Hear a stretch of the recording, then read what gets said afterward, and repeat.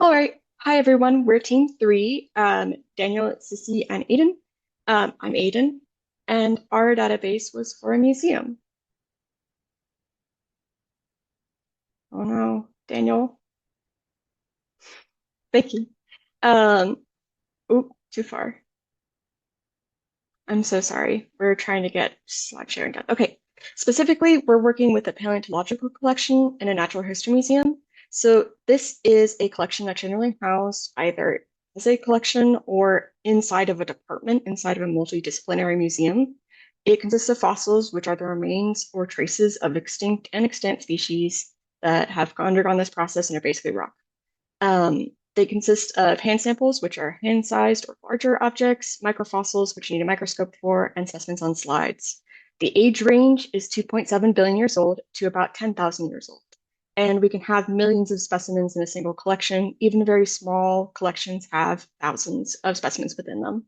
There are some modern material within this. So these are things like reference or teaching collections that we use to say this is a leaf today, this is one of the past, maybe they're the same thing. It's largely used by collection staff. So these would be people like the collection manager, the collection assistants, and the curator. Volunteers, which are the lifeblood of a department. So they do everything from photography to cataloging to preparation. Visiting researchers who come to study these specimens, and local educators who run courses. So, for example, I think the Burke is having a scientific illustration course come in and look at the specimens to teach people how to draw. So things like that happen all the time. The easiest way to think about a collection that's so vast in size and coverage of time is like a library. So a paleontological collection has staff that takes care of it, and we also have researchers that come in and check out our books or fossils. But one of the biggest differences between a library and a fossil collection is that fossils are really dirty. So we have to do what's called preparation, which is where we remove some of the rock dirt from these specimens and help them get cleaned up before they go into storage. And next slide, please. Okay, so in designing this database, we had to keep a few things in mind. So the primary users, like I mentioned before, are the collection manager and the collection assistants. Secondarily, you'll see people like curators, volunteers, researchers, and educators using this more sporadically. Our primary goal is to manage the collection, and existing databases already do this. So you want to track all of the accessioned fossil specimens, ones that have been assigned a number and are inside of our catalog, to know exactly where they are at any given time. As I mentioned before, there's a huge range of sizes, ages, and just so much material that it can be a tough job to manage and you couldn't do it in your head. Additionally, this allows collection staff to generate reports on usage. So this is really important because we need to prioritize areas of interest, not only for funding, but time allocation, as well as things like where high traffic areas need to be checked more often for breakage and damage in the collection. Next slide.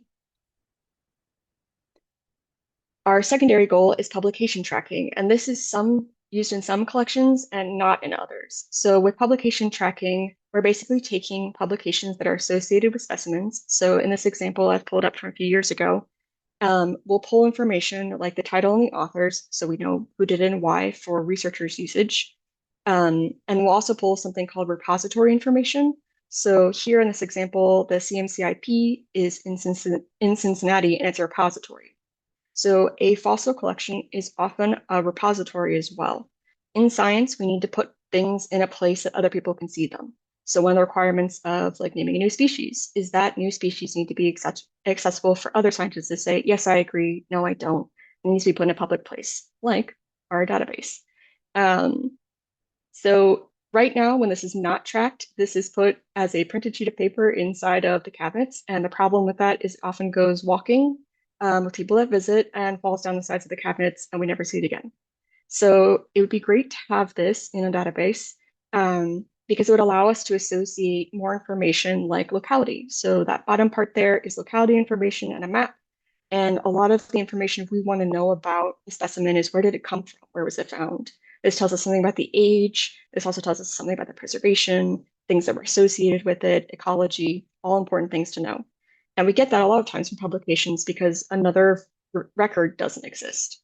Secondarily, again, usage metrics are really important because we know when people are going back there more and studying things more, there are higher interest. They could be a place we expand the collection, or it could be a place that we need to monitor more closely. Next slide, please. Okay, our third goal is one that I haven't seen used yet. Pretty much every institution I've been at has used the pink slip system, which I have an example here. So the top part you keep with the fossil. So say I want to pull a skull for an exhibit. I would take that top piece, fill it out, cut it in half, and put it under my skull. And then I would take the bottom half and place it in the drawer or shelving that the skull came from. The obvious problem with this is that the slips of paper fly everywhere and people don't remove them when they're done. So there's a lot of historical pink slips in the collection, and this is problematic because we don't know whether they're for something that's on loan now or was on an in-house loan 80 years ago. Um, and the other issue is that people often don't fill these out. There's no requirement that they have to. So without someone double checking every single slip, a lot of these are just blank. And this causes a lot of confusion and leads to losses of specimens in the collection. Next slide. So this leads us to our business rules. So I've separated them by color into these schema categories that we use later in our ERD that you'll see. The first one is records. So this is information that largely is pulled and applies to collection staff on the back end of things. So I'm not going to go through all of these, but I wanted to pick out some highlights. So one is that a specimen location may contain many specimens or be empty. And this is because a lot of collections have space to expand in them. We always have extra room because collections are constantly growing through research, donation, and purchase. It also allows any employee from any department to do any of our actions like accessions, loans, collections, preparation, and media editions. And this is important because paleontology is kind of at the crux of a bunch of different fields. So it's geology, it's biology, it's chemistry, it's physics, it's maths, it's everything. So we do have a lot of interdepartmental overlap, if you will. Um, Another key point is that there can be one, many, or no associated media data. So media data could take the form of photographs of the specimen, photographs of the site, illustrations that someone did of the specimen when it was first found or when it was published, as well as CT scans that are eventually made into three-dimensional models. And all of this is really important information that we want to be able to pull when someone's looking for a specimen in our collection so we can provide them with the most comprehensive record that we can. Um, Additionally, there's a really important part of loans, which is that every loan will have a predetermined start and end date. This is a very logical rule, but it's also one that has historically not been implemented. So the end date particularly, so for example, someone would take out a loan, they would not have an end date on that, and the only way we would get that specimen back would be with the settlement of their estate. And that's a huge problem because during that time, the specimen might not be in ideal conditions and no one else can study it. And that's an entire lifetime gone for that object. Um, Similarly, a specimen can only be on one loan at a time.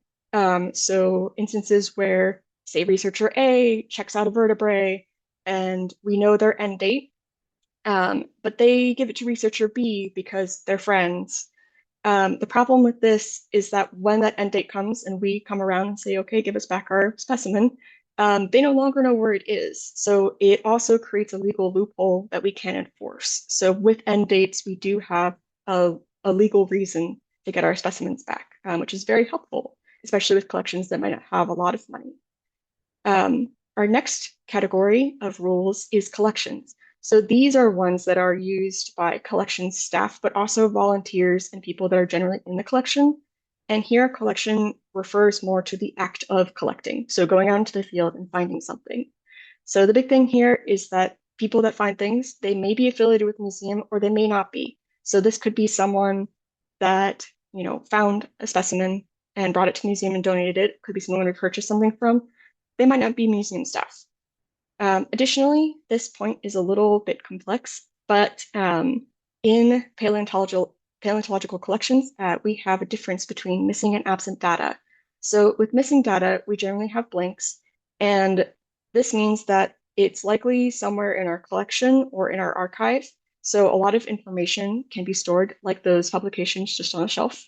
But also in historical archives, or in the brain of someone that used to work there that we have to go interview and find that information. And that's honestly what a lot of the volunteers are doing is tracking down information and filling in these missing areas. Null in quotes, that value actually represents absent data. And we use that as a marker to determine that that is not a pathway we should go down. So when data is absent, it could be a situation where we've purchased an object and we don't have things like, the latitude and longitude of where it was found because the person that we bought it from didn't have that information and there's no way to find it afterwards. So that would be a null value and would tell the volunteer or collections worker that this is not an avenue to progress and to move on. Because a lot of the job in collections is like whack-a-mole of missing data. Our last category is publications. So similarly, um, we will have affiliated and non-affiliated people making publications on our specimens. A lot of people come to visit. Additionally, a specimen can have one, many, or no associated publications. Some specimens are really important, really famous, and so they get a lot of publications because people want to argue. Or their preservation material or subject matter overlaps a bunch of different fields, and so they're pulled constantly for publications. Other specimens are not so lucky, and we will continue to wait for them to have those publications. A publication may also have a different author and collector. So, for example, I've published on things that the collector founded in the 1830s. They have long since passed, so we are obviously different people. So this is another reason that rule is implemented. And now I'm going to hand it over to Daniel to go through what it looks like in an ERD. Yes, thank you, Aiden. So this is our ERD, and you're going to notice two things about it. The first is what Aiden mentioned. We have it split up into the three different schema, our records, collection, and publication. The second thing you're going to notice is a lot of, I'm drawing a blank on the word, a lot of identifying relationships. That's the one. That is because a lot of the different tables within our database relate back to a specific specimen. We need to know what specimen is going on loan to be able to uniquely identify that loan event. Or we need to know what specimen was being identified in order to determine which identification we're looking at.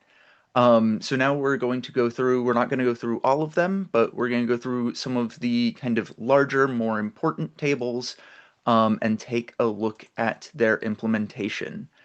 Um, so starting off, we have probably, or arguably the most important one, our specimen table. And so for all of these, you're going to see, once again, the table itself, and then you're going to see what the data might look like within that. The thing I want to point out with this one is it contains our calculated column. One of the attributes we keep within this table is time in collection. It's how long the museum has had this specimen. This is important information just to be able to have readily, because it can help with questions about provenance. For those who may not know what that word means, it is almost sort of the chain of custody or the chain of ownership of an item. And sometimes questions about that might come up, and we want to be able to say, like, oh, well, we accessioned this on this day, we've had it in our collection for 50 years. Another thing I wanted to point out about this is the accession number. We do have that as a character string as opposed to a integer, and that is because oftentimes accession numbers are a bit more complicated than just a simple number. It's a bit of a misleading name. So for this instance, our accession number is a mix of the year that the object was accessioned or taken into the collection, and the number, essentially what number object that was accessioned this year or in that year. So for this example, specimen number 5001 was the 72nd object accessioned in 2001. Accession numbers can get a little more complicated though. I have worked with institutions where it's a long chain of both letters and numbers, and so that is why we have designated it as a character string as opposed to just a simple number. Next up, we have our second most important table, and that is our employee table. And the thing that I wanted to point out with this one is this is one of the two places that we have instituted encrypted columns. For this, we have encrypted the contact information for all of the employees. And the reason behind this is similar to group two, is safety. It's a little surprising, but for example, the Burke here at UW has had issues in the past where people will visit the museum and they will see something they don't like, and they will go and find employee contact information and employee personal information, and they will send threats to individual employees. And so we don't want any of that contact information to be very easily and publicly accessible within our database. Another thing I just want to point out here is the employee ID. Throughout a lot of our columns, you are going to see that take different forms. So, for instance, in the previous table and specimen, there was the registrar ID. That is the employee ID. We just have a few different instances where, for simplicity's sake and for kind of more easily readability, the employee ID goes by a different name in different tables. The next one is our specimen identification. This was probably our largest table, and this is all of the information about what the specimen specifically is. So you can see all of its taxonomy there, as well as the common name. And this is another instance where you see the employee appearing under a different name. We also have our media for each specimen. So, as Aidan mentioned, this is kind of supplemental materials that will be created. So it's things like a photograph or a 3D model. As such, we have implemented a check constraint here. We want to make sure that only proper formats are going into the database, right? You can't upload an audio file of a specimen. That's not a thing. That doesn't work. So we want to make sure that it is some sort of media format uh, that works and that is appropriate. We also have preparation events. As Aidan mentioned, this is kind of taking specimens in, cleaning them up so that they can be put on display or can be kept in our collection without getting everything else really dirty. The thing we wanted to talk about here is the part number. One of our business rules is that a specimen can have one or multiple parts. Um, Imagine that as kind of we have a spine, and each individual vertebrae would be an individual part. And the thing with this one is that not all parts have to be prepared at the same time. Sometimes a part can undergo some sort of preparation, um, but not the entire specimen. Next up, kind of the whole thing that this project was based around is our loans. You can see we have all sorts of things with that. We have a unique loan number, the specimen that is a part of that loan, as well as exactly where it will be, uh, well, what it's being used for, and as Aidan mentioned, the start date and then the end date, because every loan in a museum should have a designated end date before the loan even begins. Next up, we're going to look at a little bit at some of our collector or some of our collection ones. So, kind of most important here is the collector tab. As we mentioned, a collector could be associated with the museum, but they could be some private individual who's donating it or we're purchasing it from them. And that is why they are that's why we chose to create a different table for collector as opposed to lumping it in with the employee IDs. This is another instance in which we are encrypting our data for their contact information as well. There's a little bit less of a major security concern, and for this one, it's more of a privacy concern. For individual people, they don't really need to have researchers contacting them about the thing they found on their land 20 years ago and donated to a museum. And then we have our location data. This is information on where the specimen would have been found. This is both kind of in the horizontal as well as the vertical. So it's going to be the site name, but also um, the rock formation it was found in. Um, Within this, there are two things that I wanted to point out. The first is the coordinates, which similar to the accession number. While they are numbers, we are implementing them as a character string because it's not just numbers. It's two in combination with each other. So we had to do a character string so we could include both the latitude and the longitude.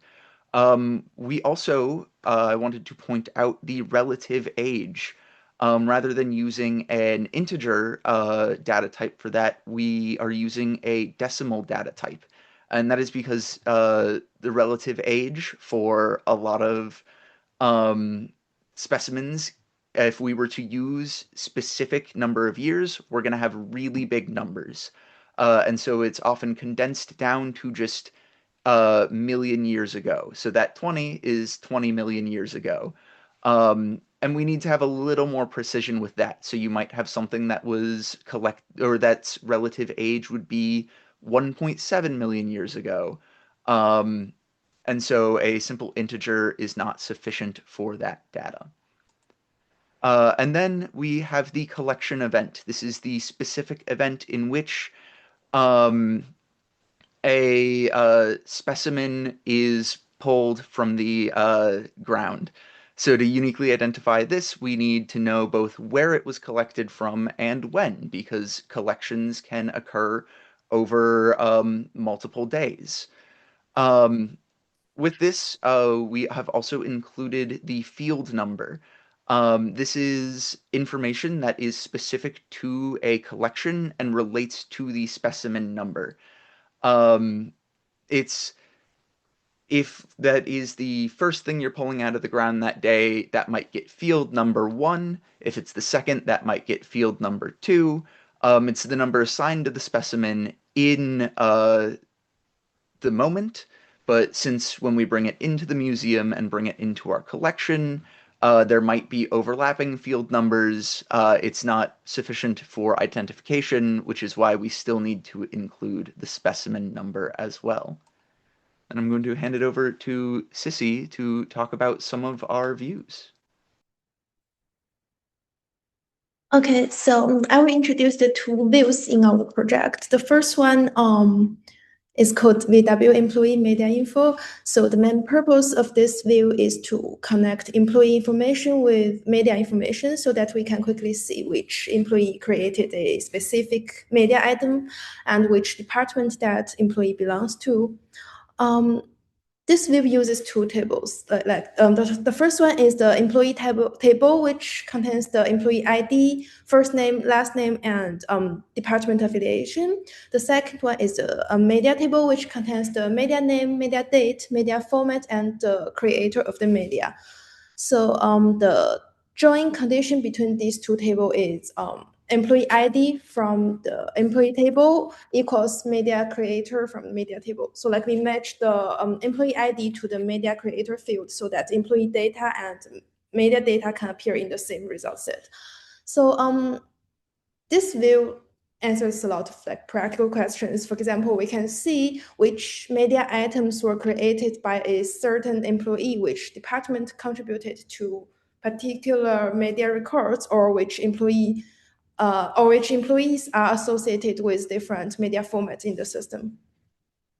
Next, please. So this slide shows the tabular report built from the first view. The purpose of this report is to present the relationship between employees and the media records in a more visual way. The first chart shows who created which media item and the colors represent which department these employees belong. Then we used a bar chart to show how many media items were created by each employee.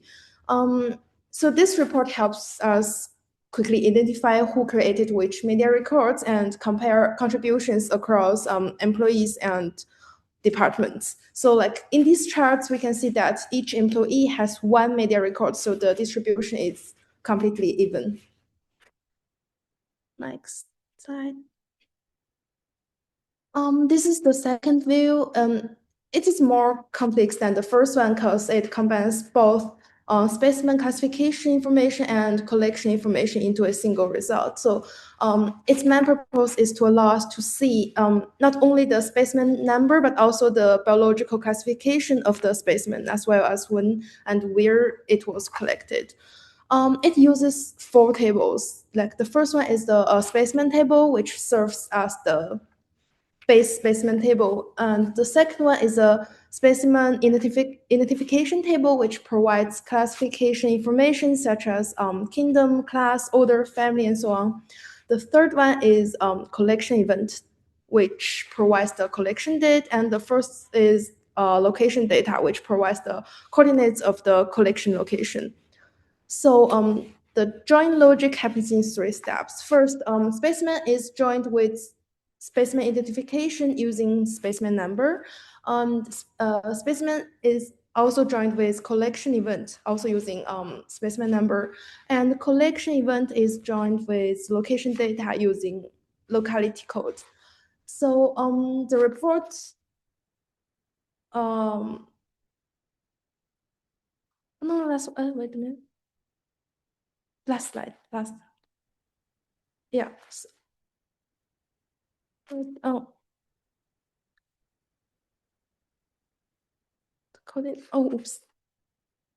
Like that.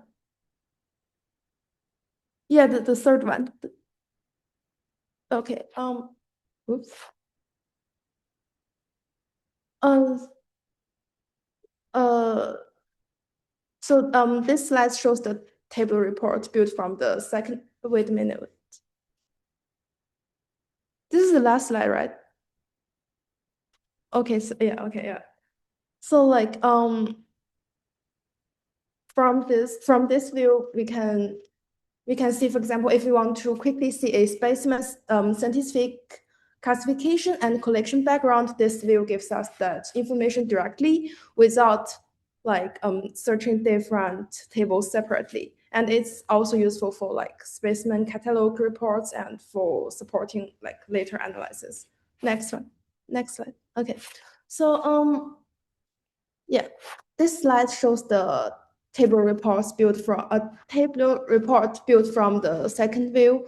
It combines specimen classification date and collection date, allowing us to view each specimen in a more complete way. Like for visualization, we use bar charts to show the number of specimens by class, family, and order. And here is also a like table report to display detailed specimen information such as common name, collection date, and coordinates. So the value of this report is that it brings together information from multiple tables into a single interface that is easier to read. Taking the first bar chart as an example, its purpose is to display how many specimen records belong to each biological class in the database, and the rows show different biological classes, and the columns show the count of specimen number, meaning how many specimen records belong to each class. Like we can see that Reptilia has the highest number of records with like 3 specimens, while the other classes only have 1 specimen each.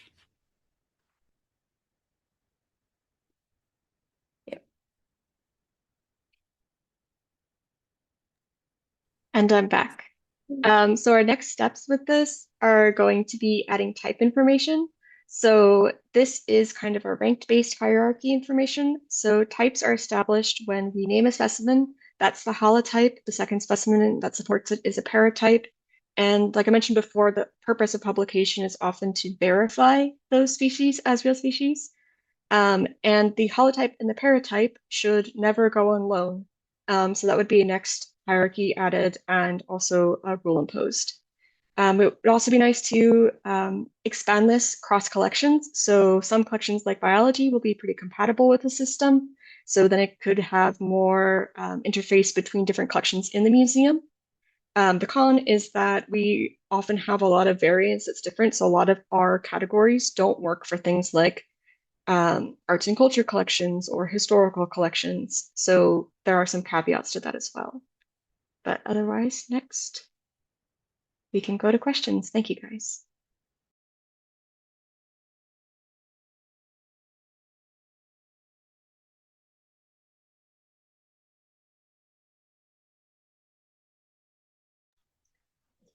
Hi, thank you for that. That was super in-depth. Really like that presentation. I had a question about um, an attribute in your ERD. You had lone purpose as in somewhere in there, and I was wondering if you would be if that would be like a free text field, or if you had a plan to make a controlled vocabulary for loan purposes for the collection.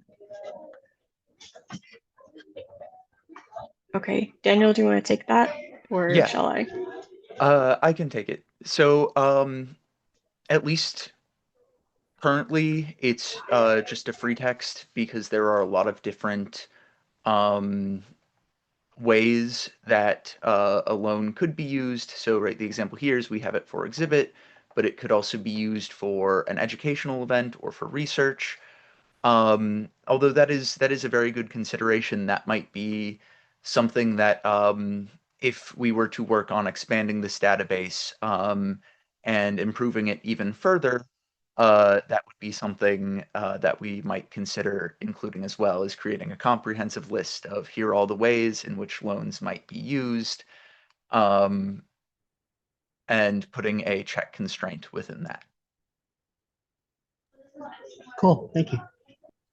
I also had a question about the loans, just while we're on that slide.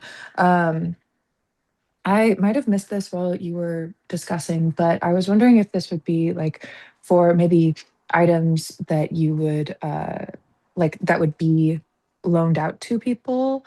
I think that that was what you mentioned it as, but I didn't catch if it was also encompassing, items that you would have in your collection that would maybe be on loan from someone else or another collection. And if so, like if that's not part of it, is that something that you would maybe want to put in the future or not?